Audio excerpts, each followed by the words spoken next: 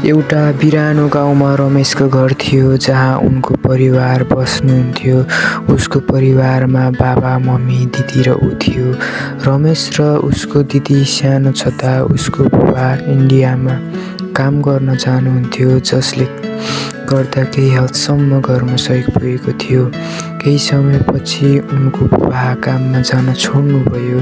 त्यसपछि घरमा निकै समस्या आउन थाल्यो, जुन कुरा रमेशको मम्मीले सहन नसकेर उनी काममा हिँड्न थालिन्। पढाइ लेखाइ नभएका कारणले गर्दा उनले किसानी काम मात्र पाइन्।